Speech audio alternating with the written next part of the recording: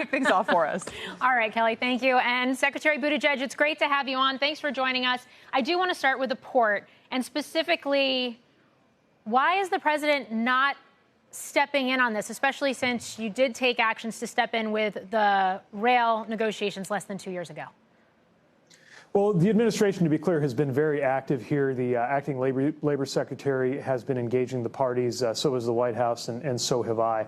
What the president won't do is reach for the Taft-Hartley Act, because he believes that the right outcome is going to come from the collective bargaining process. That's something that has produced results again and again, not just for workers, but for our economy. I think one thing that's really important is you see the historic contracts that had been reached by the United Auto Workers, for example, and other players.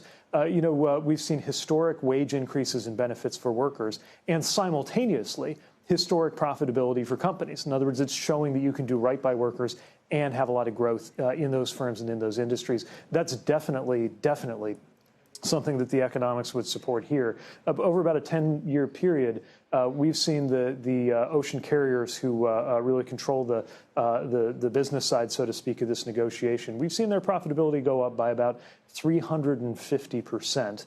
Over that same period, we've seen the wages go up by about 15%. So the workers are seeking to participate in that. We actually think the parties economically are not as far apart from each other as they may think. But at the end of the day, they're the ones who need to get to the table, work it out, reach a deal, and get those ports back open. It's interesting to hear you say that. And I get that argument. But I also know that economists are putting out a $5 billion per day economic hit the longer the strike goes on. You're talking about inflationary activity here, too, the longer the strike goes on. And every economist, every freight operator, every shipper says the more costs are incurred, that is directly going to go out to consumers. So is there a point at which the administration would change stance and actually step in?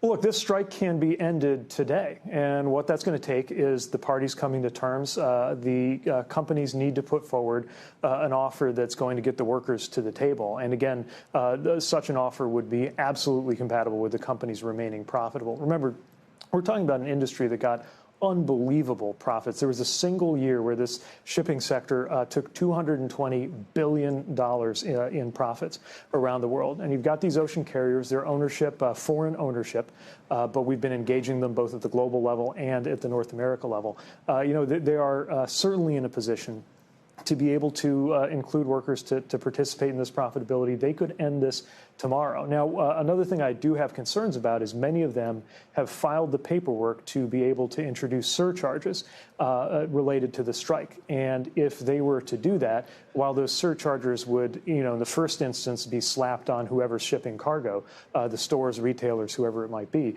that would trickle down to the consumer. And I've sent a message saying that these ocean carriers should not be doing that, should not be taking advantage of this situation. Again, they've already seen enormous windfalls, frankly, as a result of situations that hurt American consumers, the scarcity, the supply chain crunches that we've seen in the past. It is time for that profitability to be shared with workers. This is Kelly here, Mr. Secretary, but aren't the surcharges a method of prioritization? If there's going to be much less activity taking place, then how are you supposed to figure out which goods are shipped around the country with what limited availability there is as long as this drags on?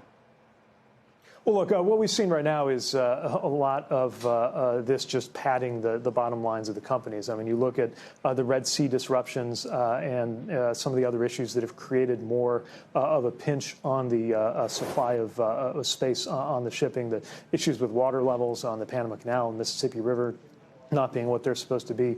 And again, we see consumers feeling a crunch from this, and yet we also see an unbelievable benefit to the bottom lines of the companies. Look, we're happy for the companies to do well, but they're doing well either way. The point is for them to come to terms. We're not even, from what I can tell, the proposals from the East Coast dock workers are really shooting to get their wage increases in the neighborhood of the ones that were reached by the West Coast dock workers. We saw them come to terms. Okay. They reached a deal that didn't lead to a strike, that's compatible with profitable shipping companies and workers getting what they deserve. Yeah. These East Coast dock workers who were there during COVID, many of them died on the job. They are asking to get their share as well.